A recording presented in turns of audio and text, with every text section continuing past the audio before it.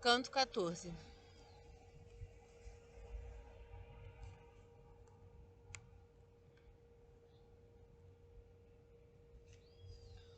Porém Ulisses, do porto, por caminhos agrestes, através de um terreno arborizado por cima das serras, até o lugar onde lhe dissera Atena que encontraria o divino porqueiro que, dentre os servos que Ulisses adquirira, era quem mais velava pelas suas propriedades.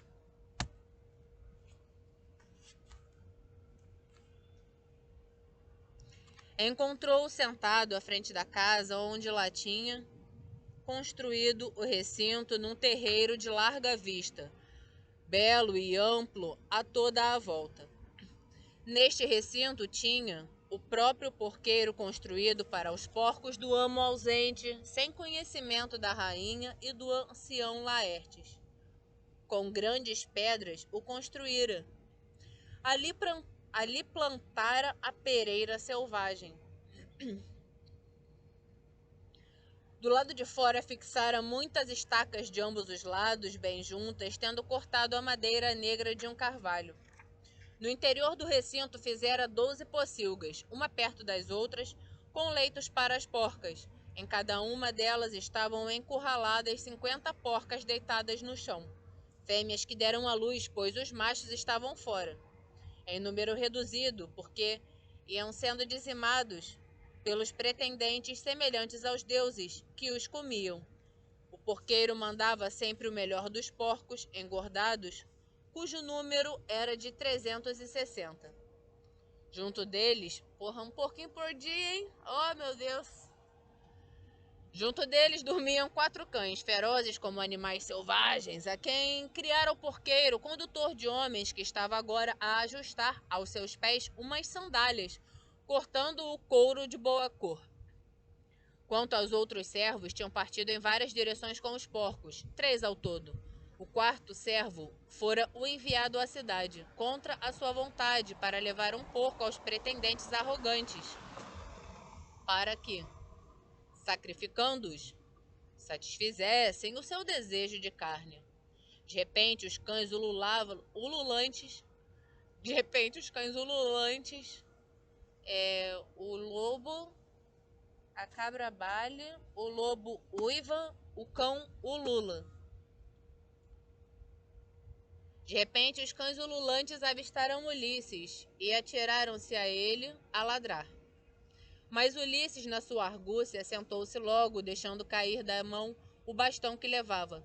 Ali, junto às pocilgas, teria sofrido dores desfiguradoras. Mas o porqueiro seguiu-os depressa com passos rápidos. Precipitou-se porta fora, deixando cair das mãos o couro.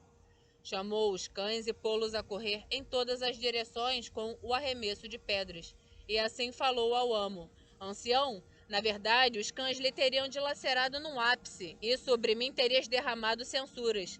Tanto mais que outras dores me deram já os deuses.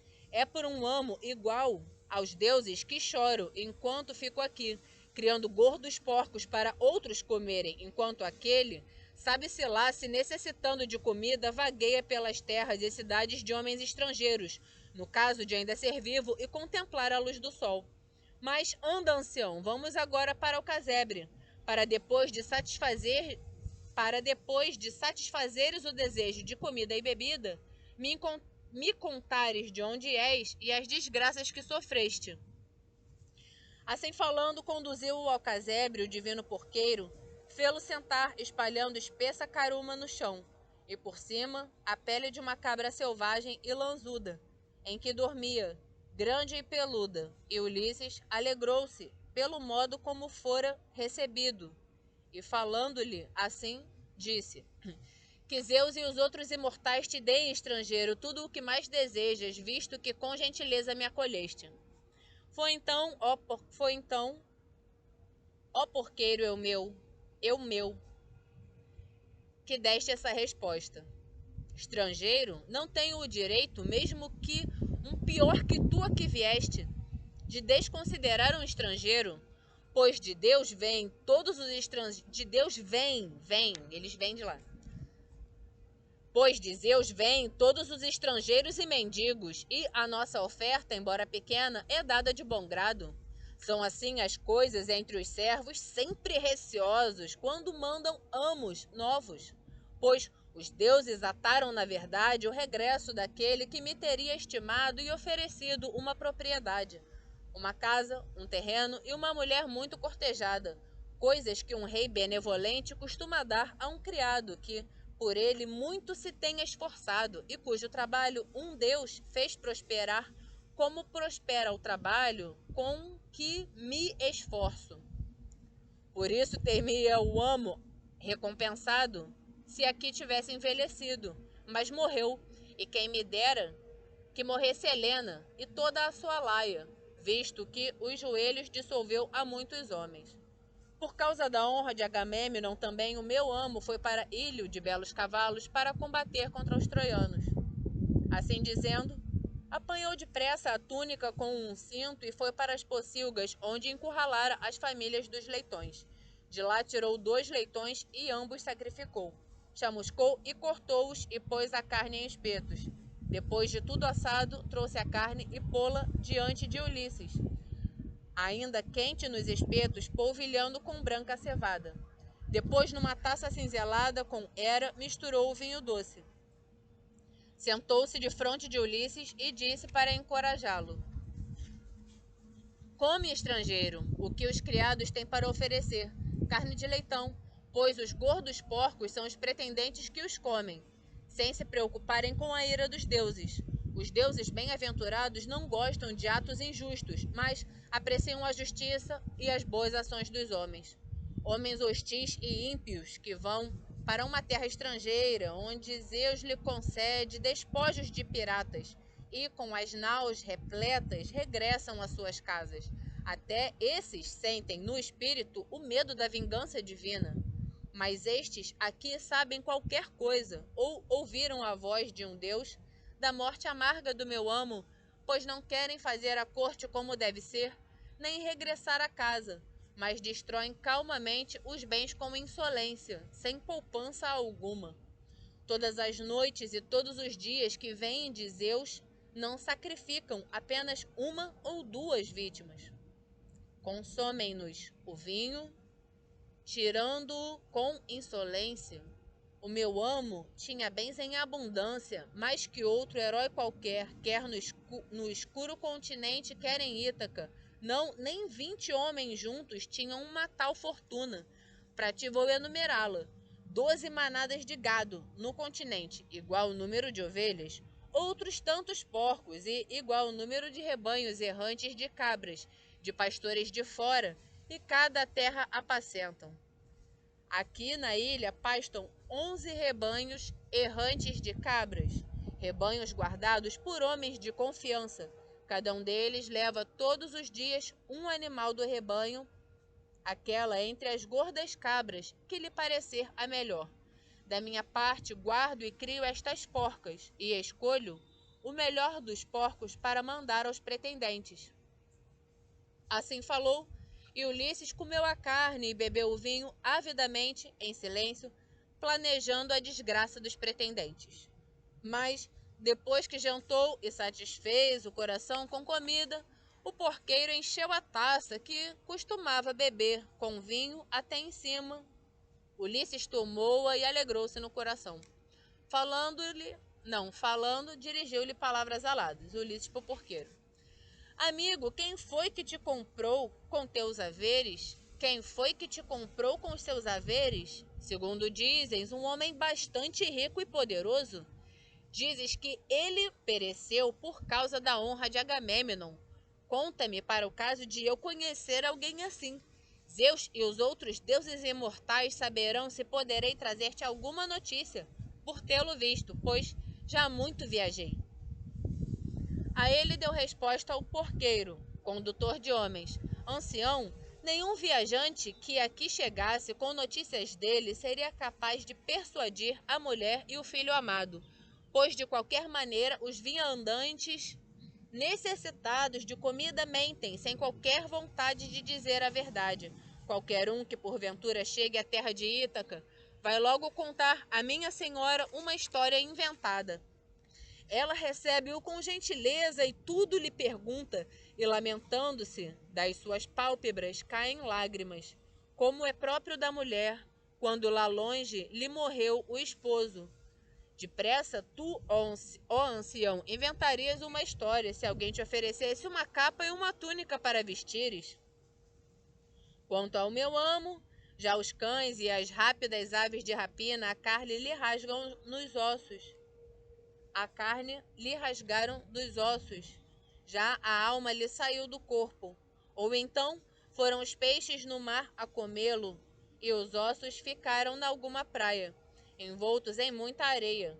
Assim morreu ele longe, estabelecendo o luto daí por diante, a quem o estimava. A mim especialmente, pois nunca amo tão bom encontrei, por muito longe que procurasse. Nem que voltasse à casa de meu pai e de minha mãe, onde vim ao mundo, e por eles fui criado. E porém não é por eles que me lamento, ainda que meus olhos os desejassem ver de novo regressando à terra pátria. Não! É de Ulisses ausente que a saudade me aperta, mas envergonho-me de pronunciar o seu nome, pois está ausente. Tanto ele me estimou no seu coração. Chamo-lhe amigo honrado, embora esteja longe daqui. A ele deu resposta o sofredor e divino Ulisses: amigo, visto que tudo enjeitas sem quereres afirmar que ele regressará, o teu coração permanece incrédulo. Mas eu dir-te-ei não de qualquer maneira, mas jurando que regressará Ulisses e que eu receba a recompensa da boa notícia. Quando ele chegar e regressar para casa, veste-me com capa e túnica, belas vestimentas. Além disso, por muito que precise, nada aceitarei, pois é-me odioso como os portões do Hades aquele homem que, cedendo à proeza, conta histórias inventadas. Seja minha testemunha, Zeus, acima de todos os deuses, e esta mesa hospitaleira e a lareira do irrepreensível Ulisses, a que cheguei, tudo o que digo se cumprirá. No decurso deste mês chegará aqui Ulisses. Entre o quarto minguante e a lua nova, voltará para casa e vingar-se-á de todos aqueles que lhe desonraram a mulher e o filho glorioso. Foi então, ó porqueiro meu, que lhe deste esta resposta. Tá com O com acento mesmo. Foi então o porqueiro meu, ó porqueiro meu, que lhe deste esta resposta: ancião, não te darei recompensa de tão boa notícia, nem para casa regressará Ulisses. Mas bebe calmamente e pensemos noutra coisa. Não me lembres disso, pois o meu coração no peito se enche de tristeza quando alguém me recorda o meu amo bondoso. Deixemos o teu juramento, e que Ulisses possa regressar como eu o desejo, e também Penélope, o ancião Laertes e Telêmaco, semelhante aos deuses. Agora é pelo filho que me lamento sem cessar, aquele que Ulisses gerou, Telêmaco. Quando os deuses o fizeram crescer como uma vergôntea, pensei que entre os homens ele não seria pior que seu pai, querido, excepcional na beleza e no corpo. Mas depois, alguns dos imortais ou algum homem lhe prejudicou o entendimento e partiu para Sacrapilos, sem saber notícias do pai. Para Sacrapilos para saber notícias do pai. Agora os orgulhosos pretendentes o esperam numa emboscada, para que sem nome desapareça de Ítaca a linhagem vinda de Arcísio, semelhante aos deuses. Mas não falemos agora dele, quer seja apanhado na emboscada, quer consiga escapar pela mão do filho de Crono. Mas conta-me tu, ó ancião, as desgraças que sofreste. Diz-me tudo com verdade para que eu saiba. Quem és? De onde vens? Fala-me dos teus pais e da tua cidade, que não te trouxe? Como te trouxeram os marinheiros a Ítaca? Quem diziam eles que eram? Pois não me parece que tenhas chegado a pé. Respondendo-lhe assim, falou o astucioso Ulisses: dir-te-ei então estas coisas com toda a sinceridade. Se tivéssemos comida e vinho doce para o tempo que aqui estamos no teu casebre para jantarmos em sossego enquanto outros cumprissem o seu trabalho, Tão facilmente eu te falaria sem cessar um ano inteiro, contando as desgraças que sofri no coração e todas as coisas juntas que aguentei por vontade dos deuses. Declaro que da ampla Creta provém a minha linhagem. Sou filho de homem rico, e muitos outros filhos nasceram e foram criados no seu palácio, filhos legítimos de tua esposa. E que a mãe que me deu à luz era concubina comprada, mas igual aos filhos legítimos me estimou Castor, filho de Ílax, de quem declaro ser filho. Era ele honrado entre os cretenses como um deus, pela felicidade, pela riqueza e pelos filhos gloriosos. Mas o destino da morte levou-o para a mansão de Hades, e seus filhos orgulhosos decidiram os haveres, e para tal lançaram as sortes. A mim deram uma parte muito pequena e uma casa. Desposei, porém, uma mulher de família rica, pelo meu valor, pois eu não era desonesto e muito menos covarde. Agora toda a força me deixou, mas penso que aos olhares para mim lhe reconheces os vestígios, embora me domine grande quantidade de sofrimento. A coragem foram Ares e Atena que me deram, assim como a capacidade de dispersar fileiras de homens. E quando escolhia os melhores guerreiros para uma emboscada, semeando o mal para o inimigo, nunca o coração indomável imagina a morte, mas era sempre eu o primeiro a saltar, e com a lança matava o inimigo que com seus pés fugia à minha frente. Na guerra eu era assim. Mas nunca gostei da lavoura, nem de cuidar da casa, onde são criados ótimos filhos. Gostei sempre de naus com remos, de guerras, de lanças polidas e de setas, coisas terríveis, diante das quais outros homens ficariam arrepiados. Mas um Deus fê-las agradáveis ao meu espírito. Homens diferentes se comprazem com diferentes trabalhos. Antes de embarcarem para Troia, os filhos dos aqueus, 9 vezes comandei homens e naus de rápida navegação contra homens estrangeiros, e muito proveitosa foi a minha sorte. De tudo levava o que queria, e mais ainda me cabia em sorte. Deste modo, a minha casa enriqueceu rapidamente e tornei-me temido e honrado entre os cretenses. Mas quando Zeus, de larga vista, planeou o caminho detestável, que haveria de dissolver os joelhos a tantos homens, então me mandaram ao famoso Idomeneu comandar as naus até Ílio.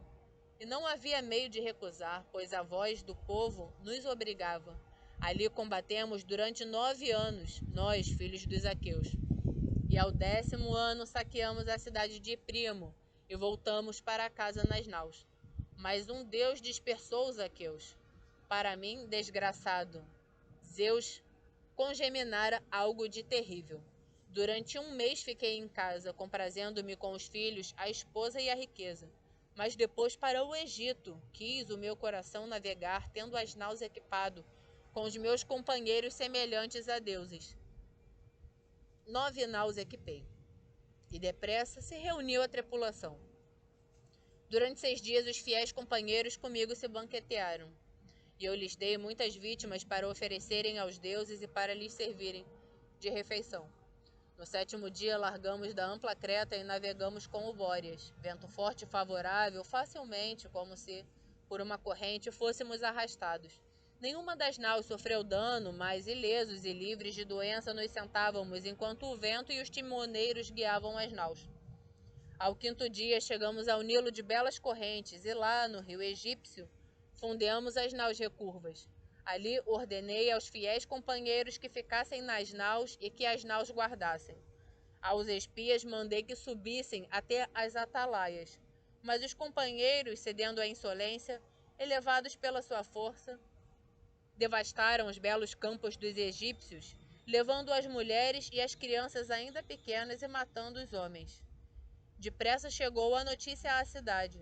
Ao nascer do dia, acudindo aos gritos, vieram. E toda a planície se encheu de infantaria, de cavalos e do choque do bronze. Mas Zeus, que arremessa o trovão, lançou contra os companheiros um pânico vil, e nenhum foi capaz de enfrentar o inimigo, pois de todos os lados nos cercava a desgraça. Em seguida, muitos de nós eles mataram com o bronze afiado, e outros levaram vivos para a cidade para trabalharem à força. No meu espírito, o próprio Zeus colocou este pensamento: oxalá tivesse morrido ali e encontrado meu destino no Egito, pois tinha mais sofrimento pela frente. Nesse momento, tirei da cabeça o elmo bem cinzelado e o escudo dos ombros, e a lança larguei da mão. Fui então até o carro de cavalos do rei, segurei e beijei-lhe os joelhos. Ele salvou-me e apiedou-se de mim, puxando-me para o carro, levou-me a chorar para o palácio. Muitos contra mim investiam suas lanças de freixo, desejosos de me matar, pois estavam encolerizados. Mas o rei afastou-os, porque tinha em consideração a ira de Zeus hospitaleiro, que muito se indigna com as más ações. Lá permaneci durante 7 anos. E muitas riquezas acumulei entre os egípcios, pois todos me ofereceram presentes. Mas quando foi a altura de sobrevir o 8º ano, foi então que chegou um homem fenício, enganador, uma doninha, que já muito mal praticara entre os homens. Sobre mim prevaleceu com os seus enganosos, a ponto de partirmos para a Fenícia, onde ele tinha sua casa e os seus bens. Ali permaneci com ele durante um ano inteiro, mas quando os meses e os dias chegaram a seu termo, de novo volvido o ano, vieram as estações. Para a Líbia, me mandou uma nau preparada para o alto mar, tendo planejado mentiras, para que com ele eu levasse uma carga. Mas na verdade queria vender-me a bom preço. Fui com ele na nau, já de sobreaviso, mas à força. A nau foi levada pelo Bóreas, vento forte e favorável pelo meio do mar, lá de Creta. Mas Zeus quis a sua desgraça. Quando deixamos Creta, já não víamos terra alguma, só víamos céu e mar. Então, colocou o Cronida uma nuvem negra sobre a côncava nau e debaixo da nau se escureceu o mar. Zeus trovejou e ao mesmo tempo atingiu a nau com um raio. Toda ela estremeceu, atingida pelo relâmpago de Zeus. Encheu-se de fumaça de enxofre, da nau caíram os companheiros. Como corvos marinhos foram levados ao redor da nau escura pelas ondas, e um deus lhe tirou o regresso à casa. Mas para mim, que tanto no coração sofria, o próprio Zeus me pôs nas mãos o terrífico mastro da nau de proa escura, para que ainda eu conseguisse fugir da desgraça. Agarrei-me a ele e fui levado por ventos terríveis. Durante 9 dias fui levado. E a 10ª noite, escura, uma onda enorme me arrastou à terra dos Tesprócios. Ali o rei dos Tesprócios, o herói Fídon, me acolheu, sem exigir resgate, pois me encontrara seu filho amado, vencido pelo frio e pelo cansaço, e para casa me levara pela mão até chegar ao palácio de seu pai, onde me vestiram com uma capa e uma túnica. Foi aí que ouvi falar de Ulisses, pois o rei afirmou que o recebera como hóspede e o estimara, estando ele a caminho da sua pátria. E mostrou-me os tesouros que Ulisses reunira, bronze, ouro e ferro trabalhado com muito esforço. Até a 10ª geração teriam alimentado qualquer outro, de tal qualidade eram as riquezas depositadas no palácio do rei. Quanto a Ulisses, disse que a Dodona se dirigira para lá, ouvir do alto carvalho, do deus, à vontade, de Zeus, sobre como poderia regressar à terra fértil de Ítaca, depois de tão longa ausência, às claras ou disfarçado. E jurou na minha presença, enquanto vertia libações ao palácio, que tinha uma nau preparada e a tripulação pronta, que a amada terra-pátria o transportariam. Foi primeiro a mim que pôs no seu caminho, pois calhou ali aportar uma nau de 3 prócios, que partia para Duliquio, rica em trigo. Disse-lhes que me transportassem com gentileza para o rei Acasto, mas a eles aprouve uma deliberação má a meu respeito, para que eu chegasse ao sofrimento da dor. Quando para longe da terra navegou a nau preparada para o alto mar, logo congeminaram o dia da minha escravização.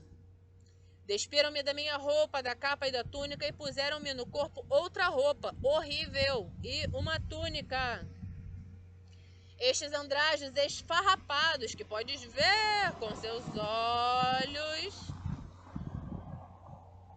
Ao final da tarde chegaram aos campos da soalheira Ítaca. Amarraram-me na nau bem construída com uma corda torcida. Eles próprios desembarcaram e na praia comeram rapidamente o seu jantar. Mas os deuses desfizeram facilmente as minhas amarras. Tapando a cabeça com a capa esfarrapada, deslizei pela prancha alisada e entrei na água até o peito. E logo comecei a nadar, usando as mãos como remos. E, em pouco tempo, me tinha livrado deles. Subi depois para o lugar onde há um bosque frondoso e ali me agachei a tremer. Eles, com grandes gritos, iam e vinham, e como não lhes pareceu haver proveito em procurar mais tempo, embarcaram novamente na côncava nau. Quanto a mim, os deuses me esconderam facilmente e a propriedade me vieram trazer de um homem compreensivo, pois parece que meu destino é viver.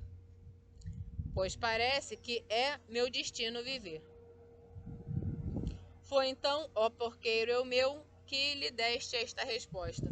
Ó pobre estrangeiro, na verdade me comoveste o coração dizendo tais coisas. Tudo o que sofreste e viajaste, mas há uma parte que para mim não está certa, nem poderás convencer a respeito de Ulisses. Que necessidade tens tu, na tua situação, de mentir em vão? Da minha parte, sei bem, quanto ao regresso de meu amo, que é detestado por todos os deuses, não o mataram em Troia, nem nos braços de amigos, atados os fios da guerra.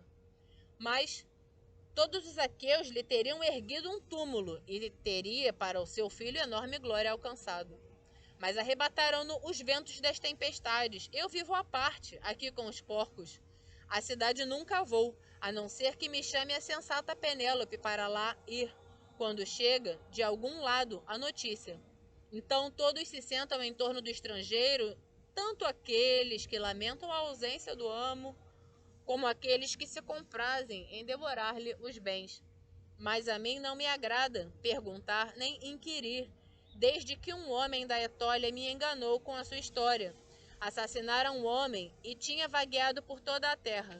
Depois veio ter a minha casa e eu o acolhi com gentileza. Afirmou que vira Ulisses em casa de Idomeneu, em Creta, onde preparava as naus estilhaçadas pela tempestade.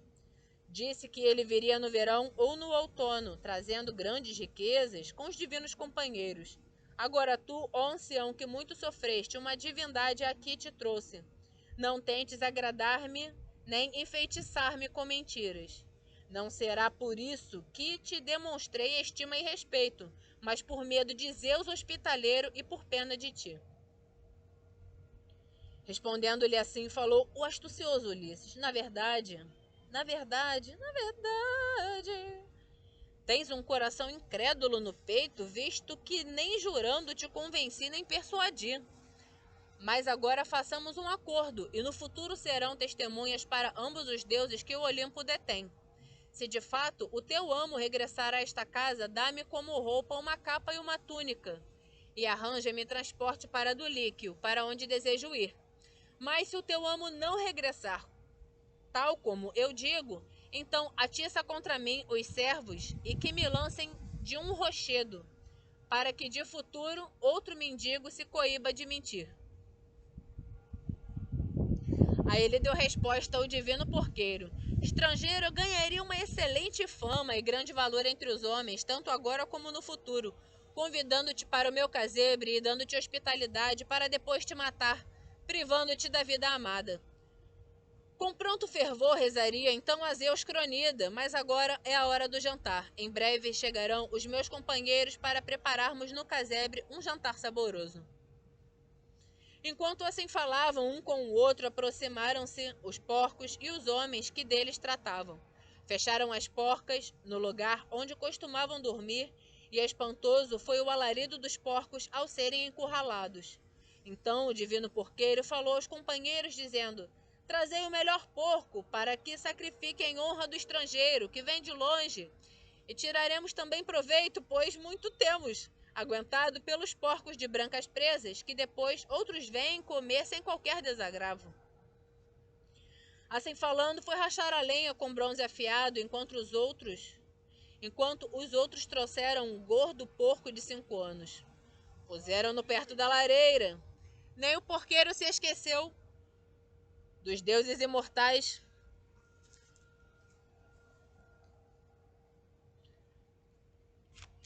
Pera aí que eu não vou aguentar, eu vou ter que fazer.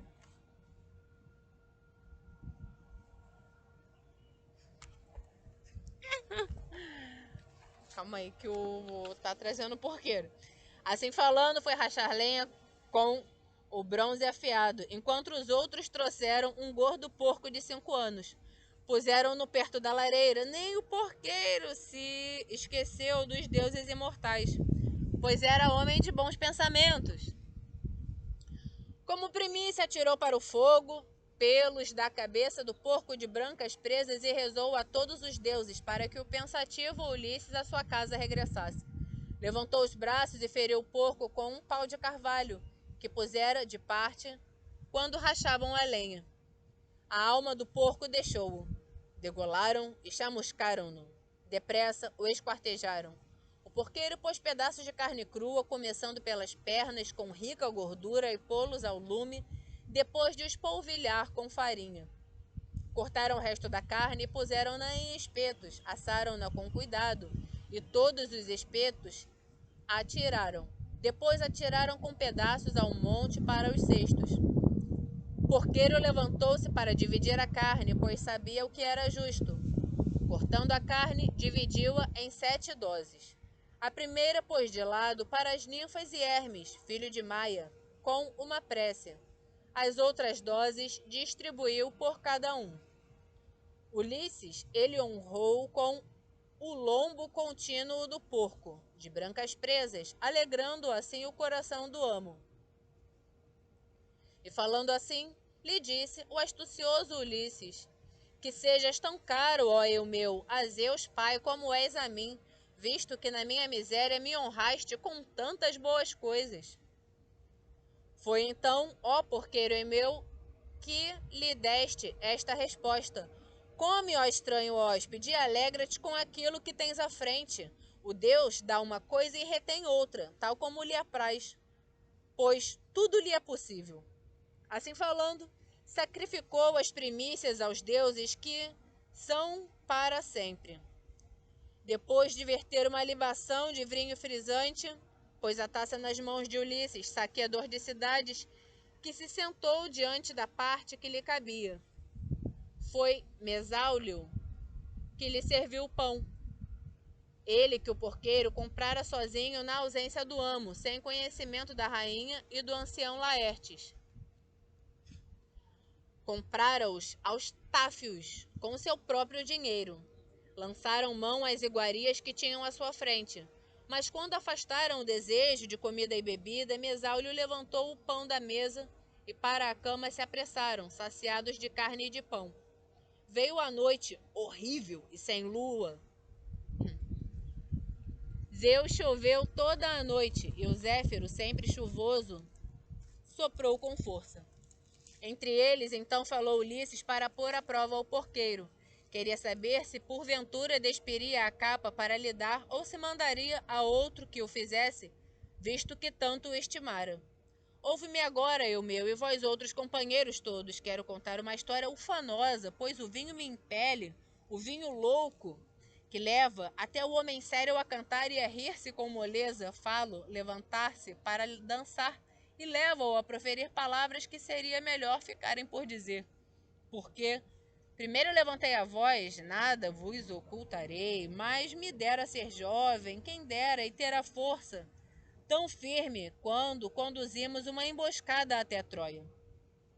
Comandavam Ulisses e Menelau, filho de Atreu, e com eles era eu, o terceiro comandante. Eles assim o ordenaram. Mas quando chegamos à cidade e à íngreme muralha, nos densos arvoredos à volta da cidade, por entre os pântanos juncosos, nos deitamos perto das muralhas. Sobreveio a noite horrível quando caiu o Bóreas, gelada. De cima caiu a neve como geada, fria, e formaram-se os escudos cristais de gelo. Ali todos tinham capas e túnicas e dormiam sossegados, com os escudos por cima dos ombros.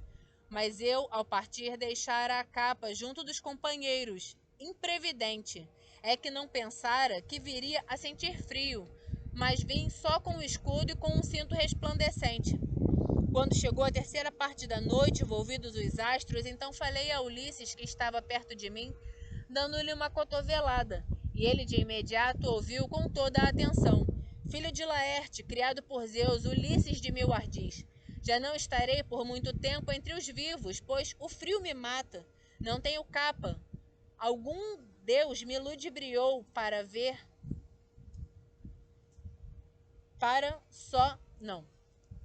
Não tenho capa. Algum deus me ludibriou para só vestir a túnica. Agora não há fuga possível. Assim falei, e logo no espírito ele preparou um plano, pois era homem para combater e para pensar. Falando em voz baixa, assim me disse: agora cala-te, para que nenhum dos aqueus te ouça. Em seguida, apontou a cabeça no cotovelo e disse o seguinte: escutai-me, amigos. Venho-me no sono, um sonho dos deuses. Demasiado nos afastamos das naus. Oxalá alguém fosse dizer a Agamemnon, pastor das hostes, que mandasse vir mais homens de junto das naus. Assim falou, e logo se levantou Atoas, filho de Adremon, atirou ao chão a capa cor de púrpura e foi a correr até as naus. Eu deitei-me na capa dele de bom grado, até que surgisse a aurora de trono dourado. Quem me dera ser jovem e ter a força tão firme. Alguns dos porqueiros aqui na propriedade me dariam uma capa, por gentileza e por respeito para com um homem de bem. Mas agora desconsideram-me por causa dos farrapos que visto. Foi então, ó porqueiro eu meu, que lhe deste esta resposta. Ó ancião, é irrepreensível a história que contaste. Não disseste palavra que estivesse fora do lugar ou fosse inútil. Por isso, não te faltará roupa ou qualquer outra coisa. Daquilo que é justo um suplicante receber, pelo menos agora. Amanhã de manhã terás de te haver com os teus farrapos. Aqui não há muitas capas, nem mudanças de túnica, pois cada homem só tem uma roupa. Mas, quando voltar o filho amado de Ulisses, ele te dará como roupa uma capa e uma túnica, e providenciará o transporte para onde queira ir o teu coração. Assim falando, se levantou e fez a cama para Ulisses, perto da lareira, atirando peles de cabra e de ovelha. Aí se deitou Ulisses, e sobre ele o porqueiro atirou uma capa grande e grossa que ele guardava como muda de roupa, para o caso de surgir uma tempestade terrível. Ali Ulisses dormiu, e os jovens dormiram ao seu lado.